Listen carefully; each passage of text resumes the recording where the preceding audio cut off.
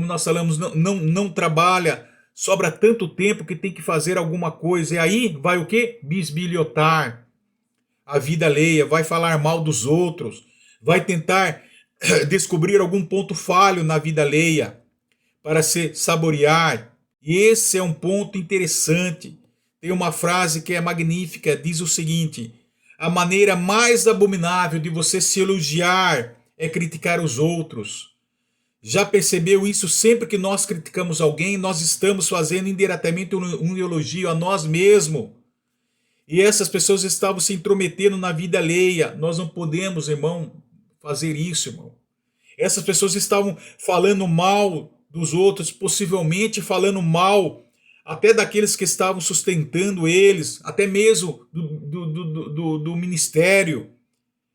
Estavam falando mal daqueles que estavam sustentando ele, bisbilhotando a vida alheia, farejando a vida alheia em vez de ocuparem com os seus próprios pecados. Estavam se ocupando demais com os pecados alheio e espalhando boatarias, irmão. É o que estava acontecendo. Isso que faz nós ficarmos de braço cruzado. Isso que faz nós ficarmos sem fazer nada. Nem. A Bíblia diz: não faleis mal uns dos outros. Aliás, se olhar a Bíblia, você vai ver que esse pecado de falar mal dos outros, espalhando contendas, espalhar boatos, de tentar macular a imagem dos outros, levar lama no rosto dos outros, era isso que esses irmãos de Tessalônica estavam fazendo dentro da igreja. Pois o apóstolo Paulo os define aqui dessa maneira, como homens desordeiros, como homens preguiçosos, como homens sanguessugas, parasitas, aqueles que sobrecarrega fardos pesados nos ombros de outros. Jamais, irmão, nós devemos fazer isso. Amém? Segundo lugar, como a igreja deve lidar com os faltosos. Vamos entender isto. Esta é a questão da disciplina. É uma questão muito séria, delicada, e parece que hoje cada vez mais está tendo dificuldade em lidar com isso. Vamos entender o que a Bíblia fala sobre a questão da disciplina. Primeiro, a Bíblia fala da disciplina quando tem diferenças pessoais. Se o teu irmão tem alguma coisa contra ti, vai a ele. Este é um fórum pessoal, direto. Não fala para o vizinho. Vai direto à pessoa, não fala para outra pessoa. Vai direto, vai com a própria pessoa. E se ele te ouvir, ganhaste teu irmão. Você só pode se dirigir a outras pessoas se você não logrou sucesso nesse primeiro fórum, que é a conversa direta com a pessoa. Aí você procura outros caminhos, mas vá direto com a pessoa. Não fique falando mal de outras pessoas para o trem. Não fique falando mal, não fique manchando a imagem dela. Não fique espalhando boatos e mentira dela. Vai e fale com a própria pessoa. Esse é da maneira que nós devemos exortá-lo, corrigi-lo, com amor, com paciência. Amém? Segundo aspecto que leva à questão disciplina, erro doutrinário. Esse erro pode ser por falta de conhecimento bíblico. E se é por falta de conhecimento bíblico, nós devemos nos aproximar desse faltoso para ensinar-lhe com paciência. Devemos entender a palavra de Deus, devemos examinar a palavra de Deus para ensiná-lo com paciência e amor. E se ele persistir no erro, ele deve ser repreendido. E se ele continuar no erro, nós devemos evitar essa pessoa. Se ele permanecer ainda, nós temos que nos separar dela, irmão. É isso, porque uma vez você já comunicou, uma vez você já exortou o faltoso rebelde, mas ele está rebelde. Uma vez você o ensinou, exortou, com amor, com paciência. Então você deve não ter ela como inimigo, mas você tem que se separar dela. Terceira causa, disciplina, é a questão cristã, aquele cristão que cai em pecado subitamente. O irmão que está na igreja, vida regular, testemunho bonito, e de repente ele escorrega. É um Davi da vida, um homem de Deus que deu um dia, um homem de Deus que de um dia para o outro cai no fracasso. E aí, Gálatas capítulo 6, versículo 1, ele ensina.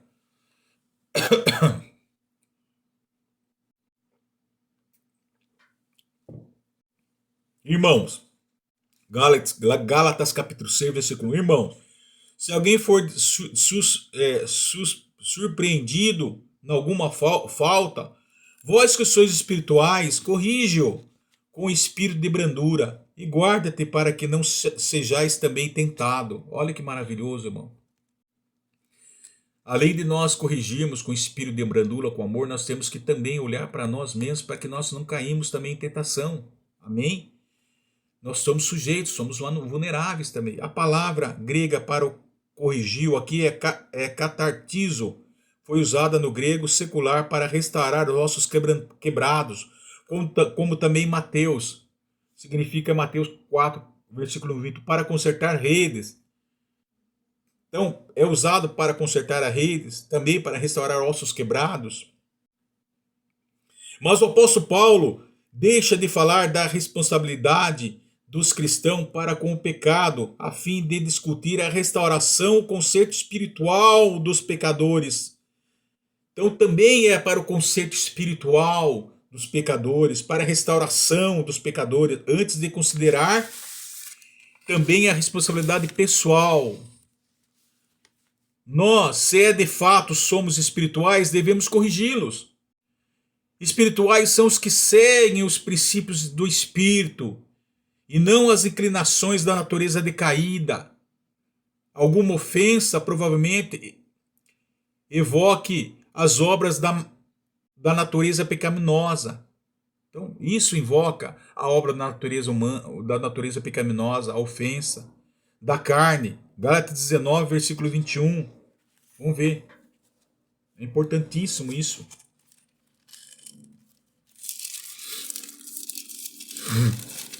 Gálatas, glória a Deus.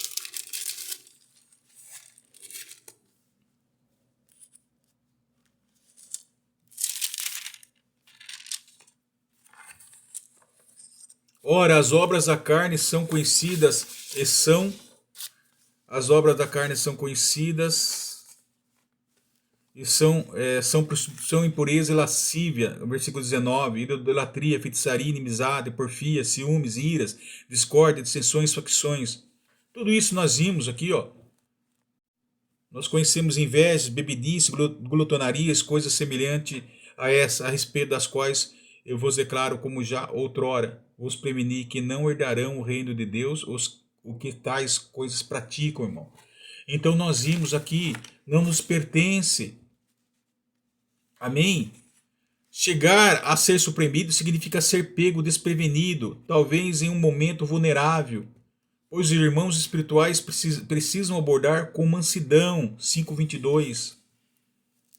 Olha, mas o fruto do Espírito é amor, alegria, paz, longanimidade, benignidade, bondade, fidelidade, mansidão, domínio próprio. Contra essas coisas não há lei. Então nós temos que ter esse fruto do Espírito, irmão, para nós podermos repreender, para nós podermos ensinar. Amém? Aqueles que não são controlados pelo Espírito Santo, muitas vezes se vangloriam quando se comparam com os cristãos que caiu. Muitas vezes nós achamos, nós somos melhor. Ah, ele caiu, eu sou crente mesmo.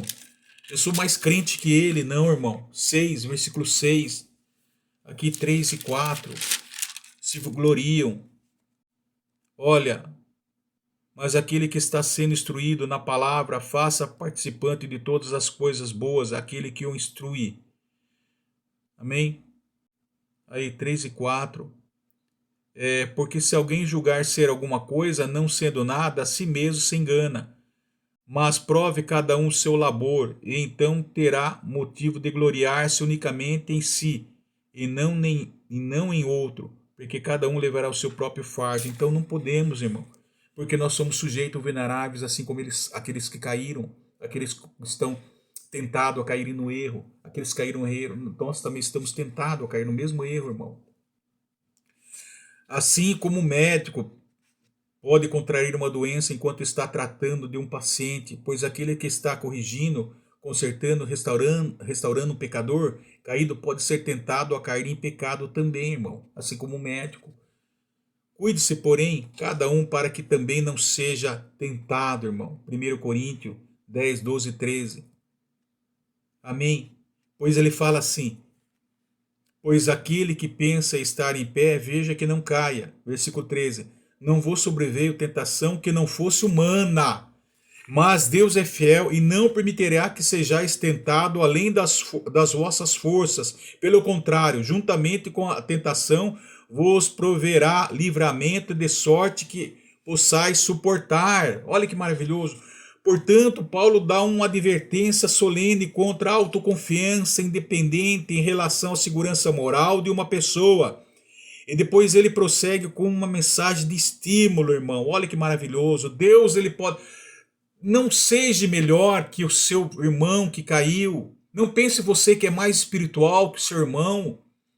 Não pense você que é mais crente. Da mesma forma que ele caiu, você pode sofrer as mesmas tentações e cair. Não se julgue o melhor. Não confie, não possa confiar nas suas próprias forças. Não confie na sua autoconfiança independente e a relação moral dos outros que caíram. Agora, uma coisa que você pode confiar, irmão, em Deus. Ele não vai dar uma tentação além da que você não possa suportar. Amém? Podes confiar que Deus não permitirá que eles sejam tentados no excesso da sua capacidade.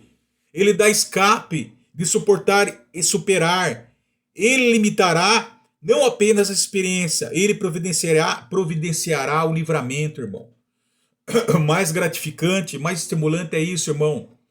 Que Deus, ele não vai dar uma prova maior do que você não possa suportar. Você vai conseguir. Ele dá escape.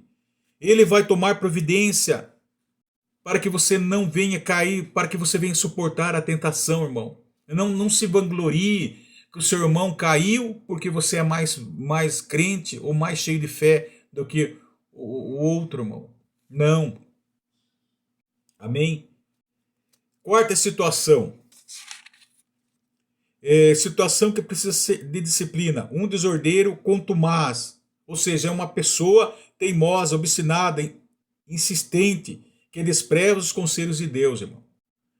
Tito, capítulo 3, versículo 10, 11. E aqui trata daquela pessoa facciosa que toma um partido criado para o seu próprio orgulho, irmão. Problema talvez não seria nem teológico, é aquela pessoa que gosta de levar e trazer, que gosta de ver o circo pegar fogo, que gosta de ver as coisas se complicando e ao mesmo tempo aproveita da situação criando divisões, facções, para querer ser mais que os outros, irmão.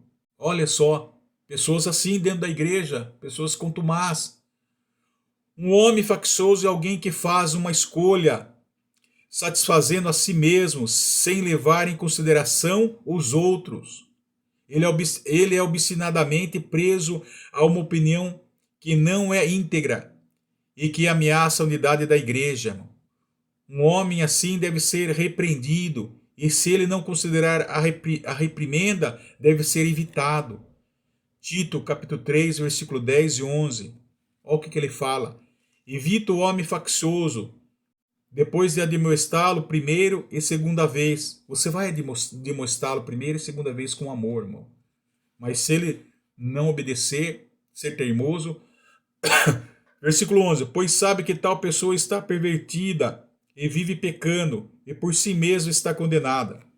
Então o apóstolo Paulo estava admoestando Tito a evitar tudo que pudesse promover perversidade entre os cristãos. Ao homem herege, evita-o. Tito devia cortar a relação da igreja com qualquer pessoa que não se sujeitasse à correção após 2 avisos, irmão. Olha só que maravilhoso.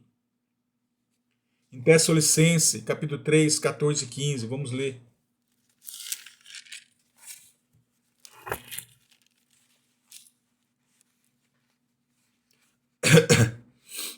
Caso alguém não preste obediência à nossa palavra dada por essa epístola, notai-o, nem vos associeis com ele, para que fique envergonhado.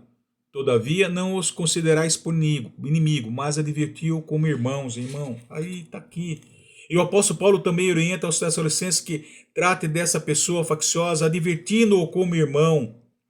Essas pessoas que tomam partido dentro da igreja, que provocam divisões, contendas, E essas pessoas precisam ser disciplinadas e excluídas, pois é só conferir em Tito capítulo 3, 10 e 11. Nós acabamos de ler lá. Amém? Advirto a primeira e a segunda vez. Se essa tal pessoa não está pervertindo, ela vai ser condenada pelo seu próprio erro, pelo seu próprio pecado. Então, excluir, afastar-se dela. Amém? Quinta situação da disciplina, a imoralidade flagrante é o caso de 1 Coríntios capítulo 5. Um fato interessante, nós estamos acabando já. Lá em 1 Coríntios capítulo 5 fala da imoralidade, do pecado, sabendo que a igreja de Corinto ela tem um nome como, ela significa corintinizar, significa praticar prostituição, né? Imoralidade, é uma igreja, uma cidade conhecida como a cidade da imoralidade, do pecado. E ali, irmão, dentro da igreja, acontecia muitas coisas gravíssimas. Nós podemos anotar como a mulher do seu pai, o próprio filho possuía, dormia com a mulher do seu pai, com a madrasta do seu pai. Amém? Um ato muito, muito, muito grave ali, irmão, da imoralidade, do pecado dentro da igreja. Ou seja, eles estavam dentro da igreja em pecado, do pecado na área sexual, que gerou escândalo, que trouxe constrangimento dentro da igreja de Corinto. Que Paulo disse que a igreja tinha que se levantar, se lamentar. O apóstolo Paulo fala que a igreja deveria se lamentar desse fato, chorar. Contudo, andais vós ensoberbecido,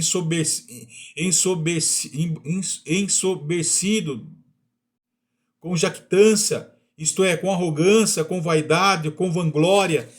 Estavam se gabando, irmão, estavam se gabando. Eles estavam se gabando, estavam se orgulhando, em vez de discipliná-lo, em vez de tirá-lo, excluído do vosso meio o pecador. Aquele tal pecador que fez isso, irmão. Eles deviam, o apóstolo Paulo, que eles deviam corrigi-lo, irmão. Deviam discipliná-lo. Em vez de tirá-lo, excluí-lo do vosso meio, o pecador. Pois o apóstolo Paulo disse que a igreja tinha que chorar.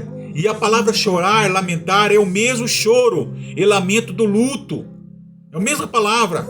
E Paulo diz que aquele faltante, aquele irmão que pecou, devia ser disciplinado por toda a igreja. E se ele se arrependesse, deveria ser perdoado e restaurada a comunhão da igreja. Mas não, irmão. Eles se orgulharam.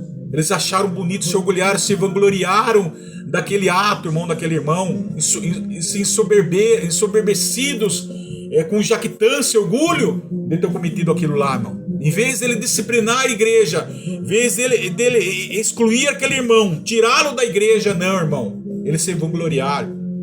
E finalmente, irmãos, tem caso aqui dos crentes preguiçosos, que nós vamos falar. É o caso daqui de Tessalônica, aqueles que querem viver sem trabalhar. E o nosso foco é esse grupo. Nós vamos falar sobre isso mais. Nós vamos examinar agora 3 aspectos que estavam acontecendo com esse grupo aqui em Tessalônica. Nós vamos ver em outra oportunidade, irmão, que nós vamos ver sobre isso, sobre esses crentes também preguiçosos. Amém? Que geraram tudo isso dentro da igreja, irmão. O que nós estamos dizendo? O ataque, irmão. O ataque não é só externo, mas o interno. A igreja é sobre ataque, irmão. Nós temos que entender que nós somos a igreja. Nós somos o corpo, membro do corpo de Cristo. Nós somos membro do centro da igreja, membros da igreja. Nós, quando se trata da igreja sobre ataque, irmão, a igreja, sabei que sois o templo de Deus e que o Espírito de Deus habita nesse templo. E que se alguém destruir esse templo, Deus o destruirá. Nós somos o templo onde o Espírito Santo habita, irmão. Nesse templo que só somos, irmão. Então a nossa vida tem que ser irrepreensível, espiritual, alma e corpo. Dentro da parte do membro da igreja, como templo de Deus, Para que o Espírito de Deus venha habitar em nosso templo, irmão, tem que estar em ordem, em santificação, dentro da luz da palavra. Então, quando se trata da igreja, somos nós, o templo de Deus, irmão. Tem que ser em santificação, tem que ser limpo, puro, para que o Espírito Santo de Deus venha habitar nesse templo. Amém? Que sois a igreja, nós somos a igreja. Então, por isso que o ataque, ela não vinha só de fora, irmão, externa, mas é interna. E é um grande conflito também, não somente o ataque interno, eu estou falando do membro da igreja, da comunidade da igreja, lá dentro, que haviam sofrendo ataques internos, como também nós, como membro, como templo do Espírito Santo de Deus, nós também sofremos ataques no nosso interior. Há uma grande luta, irmão, entre o espírito, entre o corpo. O Espírito quer fazer a vontade de Deus, quer fazer a vontade do Espírito, porquanto a carne quer fazer, é limitada a fazer a vontade da carne, satisfazer a vontade da carne, irmão. Então há um conflito entre a carne e o Espírito, há uma guerra travando continuamente, irmão, sobre o homem, sobre a sua carne e o Espírito, irmão. Amém? Sobre o sentimento, sobre a carne e sobre o espírito. O desejo da carne do homem carnal é fazer a vontade da carne. O desejo do homem espiritual é fazer a vontade do espírito. O apóstolo Paulo diz que, olha, aquilo que eu quero fazer de bom, isso não faço. Mas aquilo que é de mal, que eu sei que é de mal, isso que eu não quero fazer, eu faço. Muitas vezes. Por quê? Porque é esse conflito entre o espírito e a carne. Esta é uma guerra, irmão. Então nós temos que aprender a lidar com essa situação, irmão. Nós temos que aprender porque o Espírito está sempre forte, está sempre preparado, mas a carne ela é fraca, ela é vulnerável.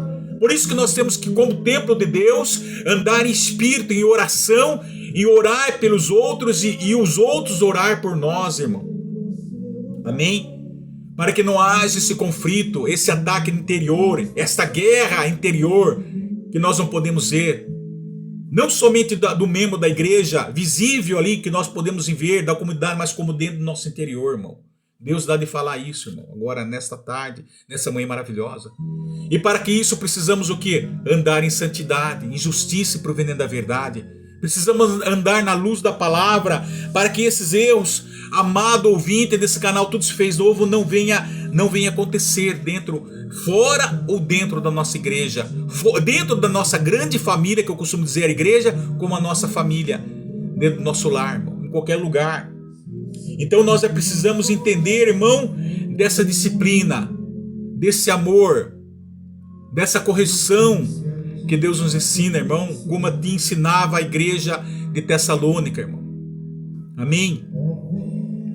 Isso é muito importante. Nós vamos estar falando sobre voltar a falar sobre os crentes preguiçosos. Nós agora aprendemos a lidar com esse momento de como nós devemos receber a disciplina, de como nós devemos discipliná-lo, como nós devemos acatar a disciplina, como nós devemos ocupar a nossa vida no trabalho, dia a dia, não ser peso, não ser fardo pesado para ninguém, irmão. Como nós temos que ocupar a nossa mente, os nossos braços, suar a nossa camisa, para não ser peso para ninguém, irmão. Como nós devemos então deixar a nossa casa em dia, para nós podermos praticar a obra do Senhor. Não podemos ser faltosos em casa com os nossos familiares, os nossos deveres dia a dia, para nós assim deixarmos de fazer isso para fazermos a obra do Senhor, irmão. Ela está incompleta. O próprio, lá se nós entendemos, lá voltamos lá no livro, lá, irmão, lá de Malaquias, irmão, quando o povo ele voltou para a terra do Egito, para a sua pátria, irmão. Isso é importante nós falarmos. Ele voltou, nós estamos terminando. Ele voltou para a sua terra amada, para a sua pátria, porque eles choravam, se alimentavam dia e noite, de queriam voltar. Louvado seja o nome santo do Senhor, para a sua terra natal, da sua terra de origem.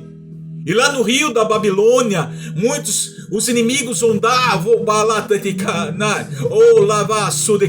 os inimigos zombavam dele, irmão. Os inimigos zombavam e caçoavam dele, porquanto eles não tinham força mais para louvar o Senhor. Os seus instrumentos pendurados nos salgueiros, irmãos, distante dele, os inimigos zombavam e diziam: oh, vocês não vão cantar e louvar ao seu Deus? E muitos não tinham força, irmão. E eles choravam dia e noite para que esse dia acontecesse, de voltar para sua terra natal. E quando eles voltaram, irmão,